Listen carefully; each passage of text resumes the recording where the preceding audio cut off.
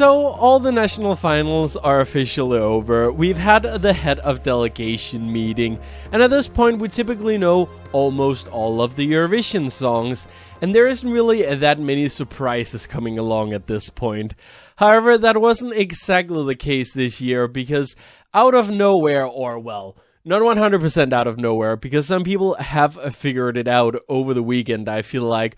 But on Monday, it was revealed that Emma Muscat, who will be representing Malta, will not be singing the song Out of Sight that she won the Malta Eurovision Song Contest with, but instead, she'll be singing a brand new single called I Am What I Am.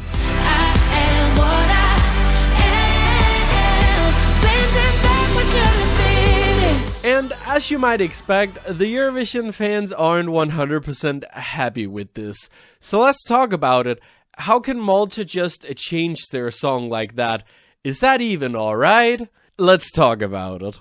So first of all, in case you haven't been following along to the Maltese selection, earlier this year, back in February, I believe, Malta had their national final of the year. It's actually, they've gone back to a normal national final style this year. They've used the X Factor back in 2019 and 2020 to select their participant, but this year they decided to go back to the good old Malta Eurovision, which has always been their selection method before they went with the X Factor.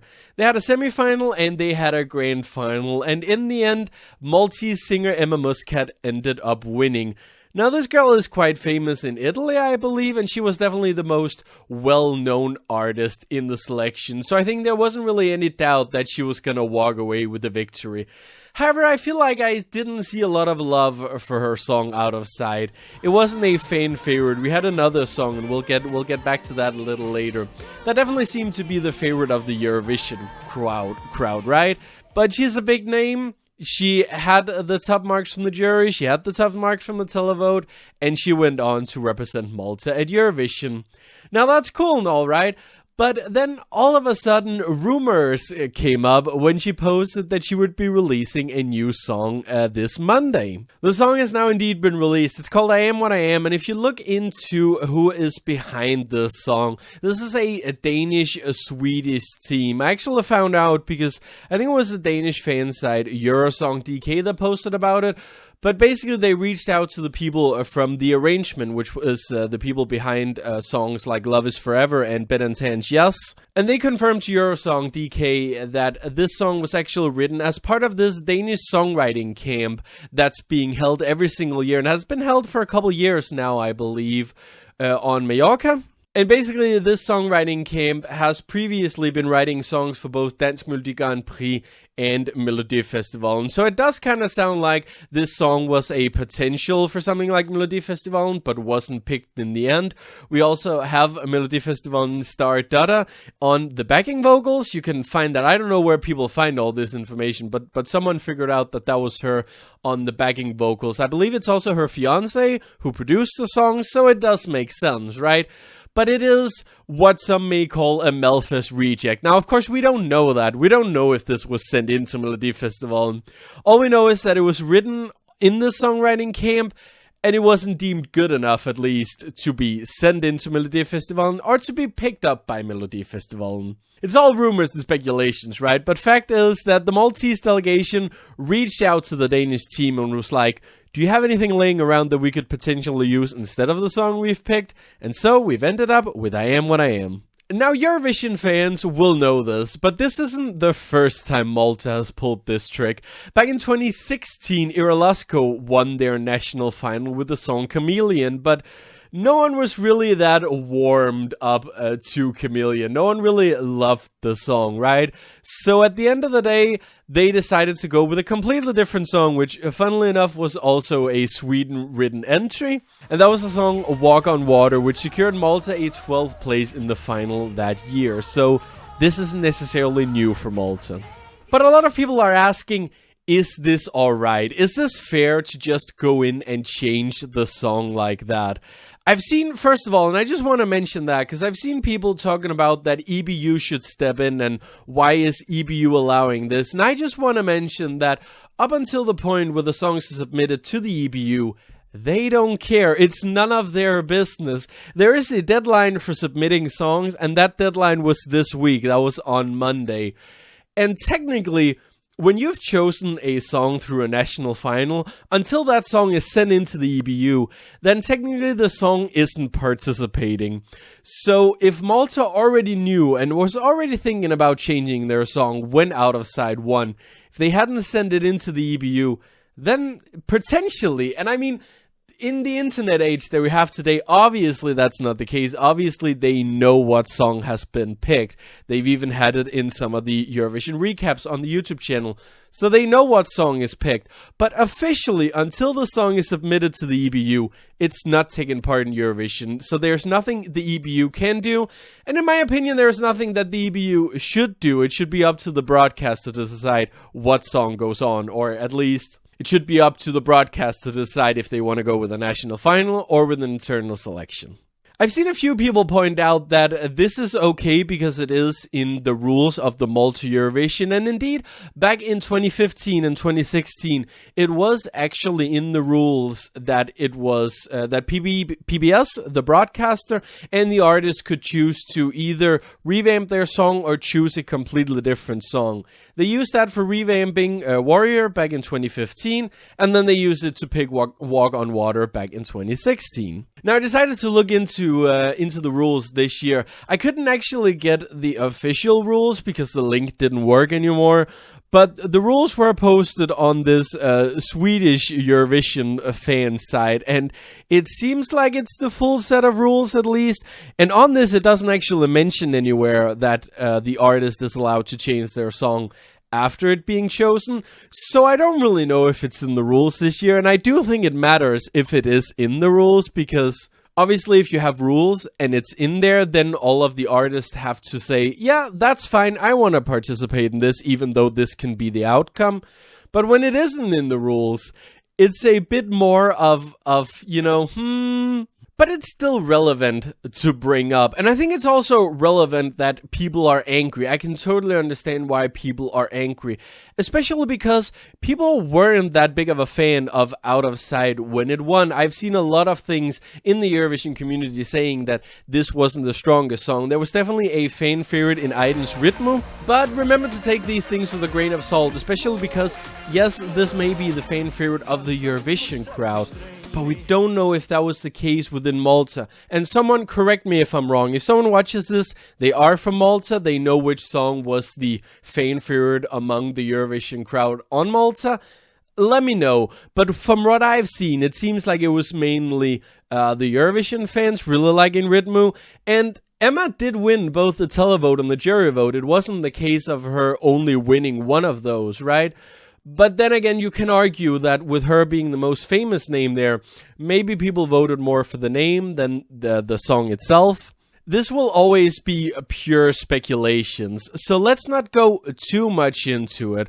But I get why, for some people, this can seem really unfair, because if you had someone like Ident win with Ritmo, and he didn't feel like Ritmo was the song he wanted to go to Eurovision with, well, then he could be the one changing his song, and he could be the one, and you're kind of like robbing someone their chance of going to Eurovision, because it's no longer about the song in this case, because the song has been changed. And even if, let's say, the Maltese public felt like Ritmo was better than I Am What I Am, they don't have the chance now to say, well, we like this song better, and now you've chosen something else, so we want to send that song instead. And it also just in general feels like PBS, the broadcaster in Malta, didn't believe in their entry, and it felt very much with the same with Chameleon back in 2016, that it seems like they are very much listening to these fan reactions. They're very much listening to the Eurovision fans. If they don't like a song, it seems like PBS doesn't want to send that song, because like I've said, we've been in this situation before, and they spent a lot of money and a lot of time promoting Iralasko back in 2016, because I think that they believed that they had a fantastic performer, but not a fantastic song. And I guess they just kind of hope that by changing it to generic Swedish pop, they would have a better chance at getting that first place that I think Malta desperately wants. But it just makes me think, did they not learn anything from last year and from the previous years? Because both Michaela and Destiny, and even more Destiny, I feel like, were massively hyped up by PBS. And there was this whole investigation going because there was rumors and speculation that people inside of PBS had been spending money on betting odds, trying to get Malta higher up in the odds. I believe someone ended up taking them to court, and I believe it was settled at the end that there were no proofs that this was actually the case. But I still feel like it's interesting that this was brought up because it very much seemed like Malta was the fan favorite last year. Šimakės was going to win Eurovision, and we were going to go to the Mediterranean for Eurovision this year. We still did, but not for that country. But suddenly we had Destiny scoring a very low score in the televoting, something that none of us really expected because, well, it's Eurovision fans betting in the betting odds. You would think there would be people actually voting for the song, but in the end, barely anyone did. And it's very interesting because there has been this huge push from PBS. They're spending a lot of money on their artists. They're spending a lot of money on Eurovision, but they're also spending a lot of money on the marketing for their Eurovision act. They want to sugarcoat the whole thing, right? And that can include changing the song if you don't think the song that the public chose was good enough. And some may call that shady, and I get why it can seem kind of shady, because even if it was in the rules, which again, I don't feel like it is this year, but even if it was in the rules, it's still a little bit of a shady business, right? Because why have a national final? That's honestly the main point I want to bring up in this video, is that if PBS so desperately want this win, then why don't they just go internal? Why are they spending all this money doing a massive national final that they did this year? Great production value, high production value. That show must have cost a lot of money. And they're doing all of that just to, in the end, kind of make an internal selection, because they've chosen the song internally. They have to do a new live on tape, you would assume, if they didn't do one on the Malta Eurovision stage, because now they've chosen the song. So they have to spend all this extra money during a music video, during a new live on tape, promoting a new song, you almost feel like, right? And I'm sure they've spent some money on securing the rights for this new song as well. So why go through the trouble of the national final? Emma Muscat is a fantastic singer and a fantastic performer and a fantastic songwriter as well. And I feel like if Malta wanted her to represent the country, why not just choose her internally? They could have chosen her back in like September, October time, and she could have had all this time to go through the songs that she has written in the past, or spend time, write new music with new people, and really find that song that could win Eurovision, because it feels like Malta is still stuck in this like old mindset where it's like Swedish produced pop is still what's winning Eurovision. And that's not the case. There's been a huge push for authenticity in Eurovision in recent years. And I think one of the things that was the reason why Destiny didn't do so well was because Šimakės wasn't authentically her. And the same in this case.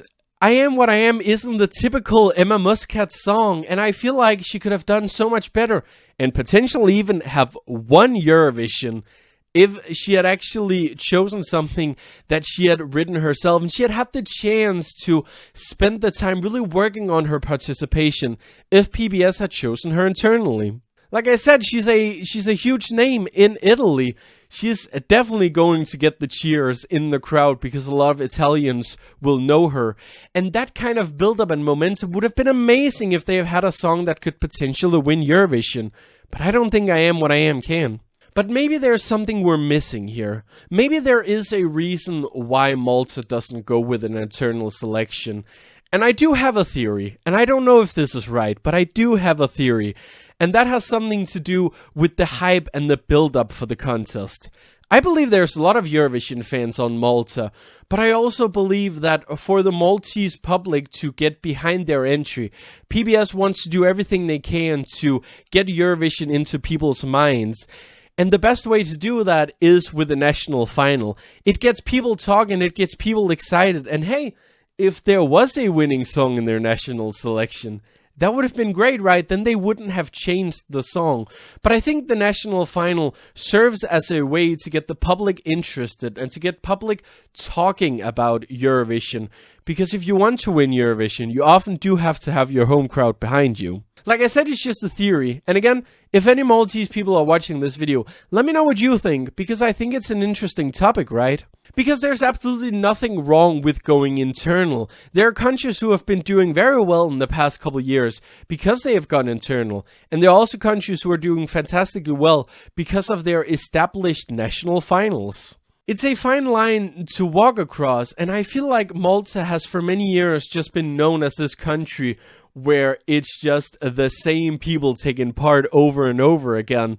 So you already know the artists who are taking part most of the time, so there would be nothing wrong with taking one of those artists, choosing them internally, and then going with that. I think they could still do a lot to build up that hype by doing special programs, for example.